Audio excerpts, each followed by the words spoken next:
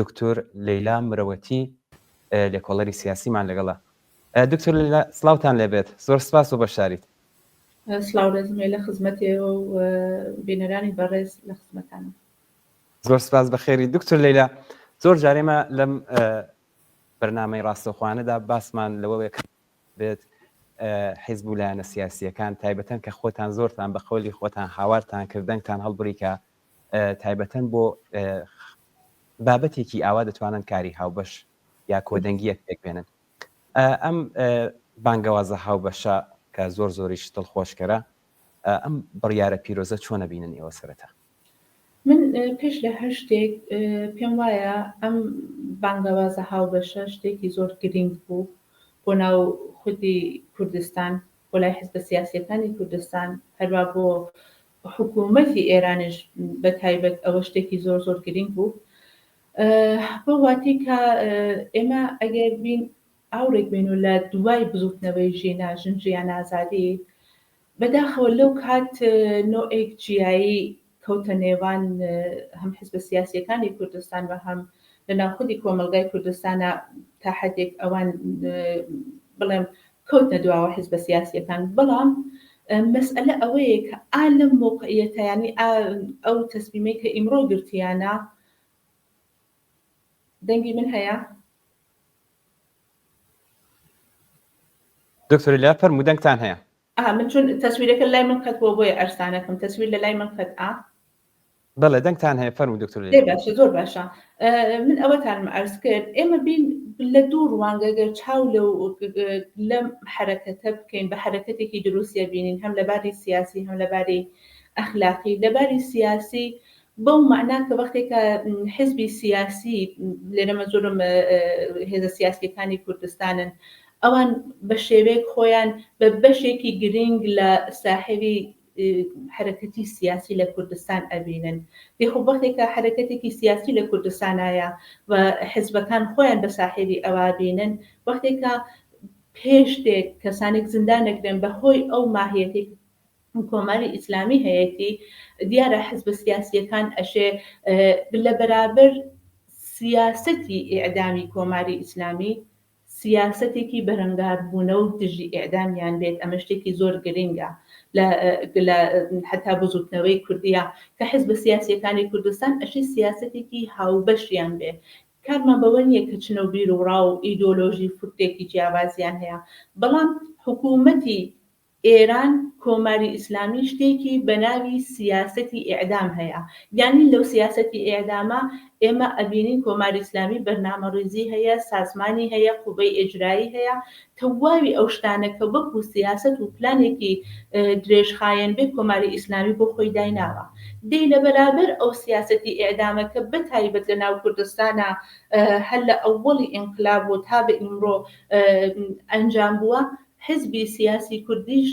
هەر کامێکیان بە هەر باوەڕ و ئیدۆلۆژیەک من پێم وایە زۆر گرنگ بوو و زۆر گرنگە کە سیاسەتێکی هاوبەشی دژی ئێدامیان بێت. تەنانەت ئەو بانگەوازی مانگرتنی گشتی بەخشێک لەو سیاسەتی دژی ئێدامەیە. لە دوای بزوتنەوەی ژینا بەداخەوە ئەوە کەم ڕەنگ بووە ئەوەی کە خەڵک چاوەڕێی بوون پێش نەهات. بەڵام ئەم حرەکەتەی ئیسەیان دەنگی من هەیە، من دکتۆر لەیلا فەرموو. من کلن دەنگ و تەسویری ئێوە دەنگی ئێوە بیستم، بەڵام تەسویری ئێوەم کلن لەدەستان هەیە، فەرموو. زۆر باشە. چەند سانیەک تەسویرتان ڕاوەستا بوو، بەڵام منە کێشەیەک نییە، فەرموو. زۆر باشە. لە دوای بزوتنەوەی ژینا ئەو ناخۆشیە تەجروبە کرا و خەڵکی کوردستان چاوەڕێی ئەوە بوون کە ئەو ناخۆشیە ئەو جیاییە دروست کرێتەوە، چون بەتایبەت کۆمەلگای مەدەنی کوردستان وەختی قسە لە کۆمەلگای مەدەنیەکەین بۆ خۆی داخواستی خۆی هەیە، بۆ خۆی ئینتزاری خۆی هەیە، بۆ خۆی حرەکەت و چوارچێوەی خۆی هەیە. کۆمەلگای مەدەنی کوردستان زۆری بۆ گرنگ بوو کە بتوانێت دووبارە لەگەڵ حیزبە سیاسیەکان ئەو هێزە سیاسیانە پەیوەندی خۆی بگرێتەوە و بە شێوەیەک حیزبە سیاسیەکان کەونە لای خەڵکو، نەکەونە پشتی خەڵکو. و تەنانەت حتا ئەگەر لە کۆمەڵگایەکی پێشکەوتوو حزبی سیاسی ئەتوانێت لە جێگایەکە کەوێتە پێش خەڵکۆ بەڵام لێرە حزبی سیاسی کەوتە لای خەڵکو ینی ئەم حرەکەتەی کە حزبی سیاسی ئەو 6 حزب سیاسی کوردستان ئەنجامیان داوە بەیانیەکی هاوبەشیان سادر کرد من پێم وایە بەخشێک لە ئەتوانێت بەخشێک لە سیاسەتی کوردی دژ بە سیاسەتی ئیعدامی کۆماری ئیسلامی لە کوردستان و لە جێگاکانی تر بێ ئەمە لەباری سیاسی و گرنگە وەکو پرسێکی ئەخلاقیش ئەگەر چاو لەو مەسئلەکەین وەکو پرسێکی ئەخلاقی خۆ حزبی سیاسی کوردی ئەرسانم کرد کارمان بە ئیدۆلۆژیەکان نییە کە هەر کامێکیان دەتوانێت ئیدۆلۆژی ڕەنگاوڕەنگ و جیاوازیان بێت بەڵام وەکو پرسی ئەخلاقی ئەوە گرنگە کە ئەوان ئەگەر بۆ تاکێکی کورد بۆ ئەندامێکی حزبێکی سیاسی بۆ بەخشێک لە کۆمەڵگای سیاسی کوردستان ئەگەر حکمێکی نامرۆڤانە وەکو حکمی ئێدام وەکو حکمی مەسەلەن زندان ئەوانە کە حکوومەتی کۆماری ئیسلامی سادریەکە دژی خەڵک دژی تاک وە کۆمەڵگای کوردستان من پێم وایە وەکو پرسێکی ئەخلاقی حزبی سیاسی کوردی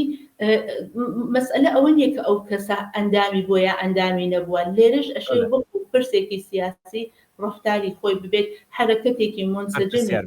بێت و ئەو حرەکەتە منسجمە کوردانە بتوانێ هەم حزب سیاسیەکە بە حرەکەت دەبێنێ هەم کۆمەڵگای کوردستانیش ئەکتیڤ کات من پێم وایە ئەم بانگەوازە هاوبەشە بەخشێک لەو بۆشاییە تا حدێک پڕکردەوە شتێکی باشیە بینم. دکتۆر لەیلا ئەم مانگرتنە کە ئەلبەت زۆر بە جوانی و زۆر دڵسۆزانە باستان لەم کۆدەنگیەی حیزب و لایەنە سیاسیەکان کرد و هەنگاوێکی زۆر باشیش بوو. ئەم مانگرتنە بەڕای ئێوە چ کاردانەوەیەکی لە ناو خەڵک لەلایەکەوە دەبێت و لە لای حکوومەتیشەوە گە بڵین لەلایەکی ترەوە چ کاردانەوەیەکی دەبێت؟ لە ناو خەڵکە من پێم وایە یەکێک لە کاردانەوەکانیەوە بێت کە کۆمەلگای کوردستانیش ئیسە پێی وایە کە حیزبەکان کەوتنەتە لای کەوتنەتە کناری و پێی خۆشە هەنگاو بە هەنگاو لەگەڵ حیزبە سیاسیەکان حرەکەت بکات یعنی لەگەڵ ئەوانە بڕواتە پێشەوە ئەگەر مانگرتنێکی گشتی هەیە تا ئەو جێگای کە ئیمکانی هەیە من پێم وایە کۆمەلگای مەدەنی کوردستان چون بۆ خۆم زۆر دوور لەوێ نەبووم ئەزانم حرەکەتەکەن ئەوانش دێنە پێشەوە ئەوەش بەخشێکە لە ئەتوانێت بەخشێک لە سیاسەتێکی کوردانە لە ناو خودی کۆمەلگای کوردستان بێ نەتەنیا حیزبەکان لە ناو خودی کۆمەلگای کوردستان بێ کە مانگرتن بە بەشێک لە مبارزەی خۆیان لە بزوتنەوەی خۆیان دژی کۆماری ئیسلامی ببینن و ئەگەر ئەو مانگرتنە سەرکەوێت کە من پێم وایە سەرەکەوێ ئەتوانێ بێ بە فشارێک بێ بە گوشارێک دژی کۆماری ئیسلامی لە بەرابەر ئەوە ئێمە کۆماری ئیسلامیە بینین دیارە کۆماری ئیسلامی ئەرسانم کرد ئەو سیاسەتی ئیعدامی بووە هەر لە ئەوڵی ئینقلاب و تا بە ئیمڕۆ ئەو سیاسەتەی بووە بەڵام چون سیاسەتێکی دژبەوە وجودی نەبووە ئەوەی ئیدامە دات بەڵام وەختێکە ئەگاتە سیاسەتێکە دژ بە خۆیەتی دژ بە سیاسەتی خۆیەتی وەکو دووشتی متەزاد لە بەرابەر یەکترین قەرارەگرن دیارە کۆماری ئیسلامی بە تایبەت ئیسەکە گەیشتەکە وەزعیەتێک گەیشتەکە بە ئیستیلاح وەزعیەتێک کە زۆر زۆر لاواز و زەعیف بووە هەم لە ناوخۆ هەم لە دەروی ئێران بە شێوەیەک من پێ وایە کۆماری ئیسلامی تووشی نۆئێک سەردەرگومی ئەبێت چون ئەوەی کە لە بەرابەریە ڕوبەڕۆ بێتەوە نۆئێک حرەکەتی ئێعترازی دروسە کە نازانێت لە بەرابەریە چی بکات چونەزانە لە بەرابەر تەزاهوراتا خەڵکەگرێ وەختێک کە دوکان و بازار ئەبەسرێن 2 نەفەر 3 نەفەر 10 دوکان گەرەکی بێ ئەوانە بخاتە ژێر گوشارۆ ئەبینێ یەک شارە ئەبینێ چەند شارن ئەبینێ کۆمەلگایەکی گەورەیە ناتوانێت گوشارەکە خاتە سەرکێکی 2 نەفەریایەکی دوو جێگایەکی دوو شار ئەوەیەکە دووشاری سەر لە شێواویە بێت من پێم وایە ئەم حرەکەتە وەکو تەجروبەیشتم شارکەین لە زۆربەی وڵاتهای دنیا کە لەگەڵ دەوڵەتهای دیکتاتۆری ڕوبەڕووبوون ئەو مانگرتنی گشتیە ئەتوانێت بێ بە بەخشێک لە مبارزەی سیاسی خەڵک زۆر کات دەوڵەتەکان لاواز دەکاتەوە ئەگەر زۆریش بە شێوەیەک ئەگەر بەردەوام بێت ئەگەر بەربڵاو بێ ئەگەر گوستەردە بێ یانی لە منتەقەیەک چێتە منتەقەکانێکە هەتا توانێت حاکمیەتی ئەو حکوومەتە بە شێوەیەک دچاری مەترسی کات. دکتۆر لەیلا من پرسیارێکم هەیە ینی ئەوەی کە ئێوە دیارە زۆر نییە لە بڵێن لە کوردستان و ئێران هاتوونەتە دەرێ ماوەکەی نازانم بەڵام ئەوەندە زانام کە زۆر دوور نییە پێم باشە بزانم دیارە کۆمەلگات چین و توێژی زۆر جیاوازی هەیە ئێوە دەور و نەخشی چین و توێژە جیاوازەکانی ناو کۆمەلگا بۆ ئەم مانگرتنە گشتیە چۆن دەبینن ڕۆڵیان دەتوانێت بەرچاو بێت من ئشارە بەواکەم نەتەنیا خودی کۆمەلگا چین و گروپی جیاوازی هەیە خودی کۆمەلگای کوردستانیش کۆمەلگایەکی کامل یەکدەست نییە ئێمە بینین کۆمەلگای کوردستان لە 4 پارێزگا تەقسیم بوو بە 4 پارێزگا خب هەر کام لەوانەیش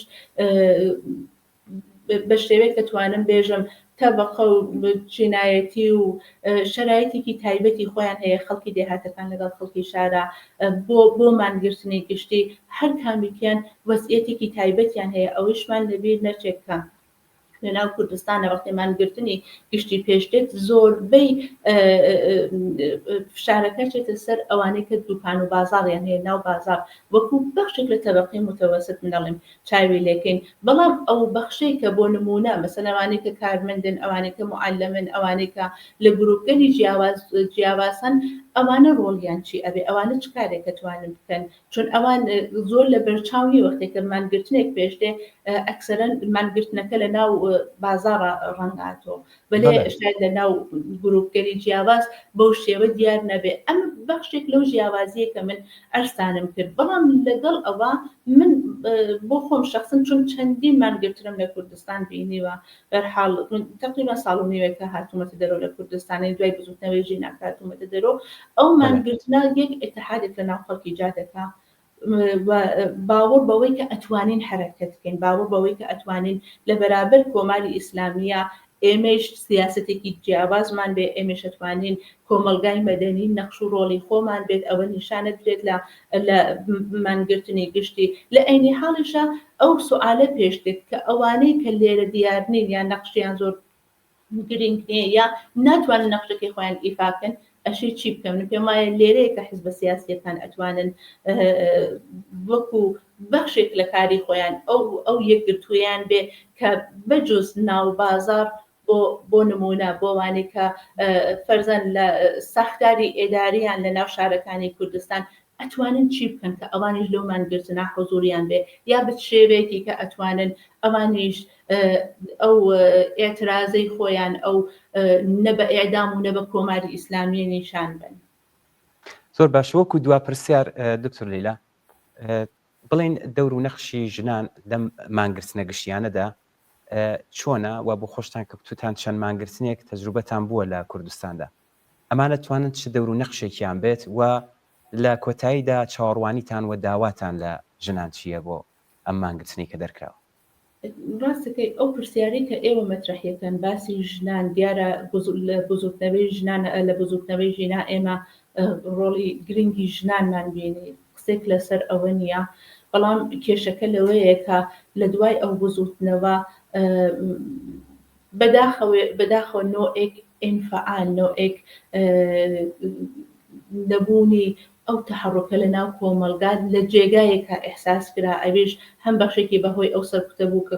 حکوومەت ئەنجامیدا بەخشێکیشی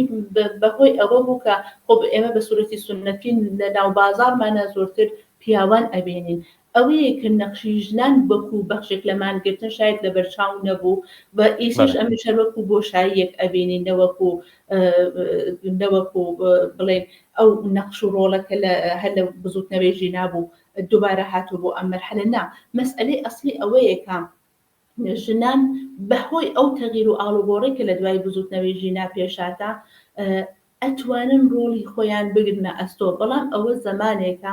کاتێکە کە کۆمەلگای مەدەنی لە ناو خۆیان بتوانێت ئەو ئینسجامێ بێ ئەلبەتە بشمان لەبیر نەچێ هەر بۆ ئەم کەیسی پەخشان بینیمە ژنان بوون کە لە سنا ئێعترازی خۆیان نیشاندا یعنی وەکو NGO-کان وەکو ئەنجومەنەکان لە قاڵبی حتا ئەتوانن لە قاڵبی فەرزەن ئەنجومەن هەیسنفی وەکو مەعەلیمەکان وەکو مامۆستاکان وەکو گروپگەلی جیاواز ئەوانیش خۆیان نیشان بن بەڵام مەسئلە ئەوەیە کە ئەمانە لەگەڵ پەیوەندی لەگەڵ یەکتری نابن ینی کۆمەلگای مەدەنی کۆمەلگایەکە کە شەبەکەیەکی ئێرتباتی لە نێوان بەخشا و گروپگەری جیاوازی لە ناوخۆ هەیە ینی وان نەبێت کە گروپێک ئێترازەکەن ئێترازی ئەوان تەواو بێ گروپێکی کە ئێترازەکەن بێ ئەوەی کە لە بینی ئەوانە ئێرتبات و پەیوەندیەک بێ کۆمەلگای مەدەنی یانیەوەی کە ئەو ئێرتبات و پەیوەندیە بتوانن لە ناوخۆیانە بەرقەرارکەن ئێمە ئەو بۆشاییەمان بۆ ژنان هەیە بەڵام بە نسبەتی ئێران کە مقایسەیەکەی من پێم وایە هێشتا ژنان لە کوردستان لەو بارۆ پێشکەوتوترن بەهۆی ئەوەی کە ئەوان تاریخچەیەکی مبارزێکی زۆرتریان دژ بە کۆماری ئیسلامی تەجروبە کردیانی مێژووی مبارزە و خەباتی ژنان لە کوردستان چ لە دەرەوە چ لە ناوخۆی توولانیە بەڵام پێم وایە هێشتا زۆر ماوەکە بتوانێت ئەو بۆشاییانە پڕکاتەوە. زۆر سپاس. زۆر بە کورتی ڕوو بە کۆمەڵانی خەڵکی ڕۆژهەڵاتی کوردستان چاوەڕوانیتان و داواتان چییە بۆ ئەوەی کەم مانگرتنە گشتگیرتر بێت؟ من بەڕاستی پێم وایە وەختێک کە مەسئلەیەک وەکو ئێدام پێش دێتە پێشۆ هەر وەکو ئەمرێکی ئەخلاقی وەکو ئەمرێکی سیاسی کۆمەلگای مەدەنی تاگ حزب سیاسیەکان ئەرکێکیان هەیە خارج لە باوەڕ و ئیدۆلۆژیەکانیان ئەوەی شەوەیە کە دژ بە و ئێدامە دژ بە و کارە غەیری ئینسانیە تا ئەو جێگای کە ئەتوانن ئەشێ مقاومەت بکەن وەگەر لازم بێ لە جێگایەکە خەڵک لەمانگرتنە حوزوریان بێ خەڵکەگە قرارە حرەکەتێکی مەدەنیتریشیان بێ ئەو یەکگرتوویە لە ناو کۆمەلگای مەدەنیە من هیوادارم پێش بێت کە پێش بە حکمی ئاوا بگیرێتوە کوردستان بە ئەو سیاسەتی ئێدامی کە دەوڵەت لە کوردستان داینات بە شێوێک ئەو سیاسەتی ئێدامە لە کوردستان لە بینچێوە خودی کوردستان بتوانێت سیاسەتی دژ بە سیاسەتی ئێدامی کۆماری ئیسلامی لە ناوخۆیان نەهادی نەکات. بەڵێ زۆر سپاس بۆ هاتوو بەڕێز دکتۆر لیلا مرۆتی مامۆستای زانکۆ و لێکۆڵەری سیاسی. سپاس بۆ بەشداریت.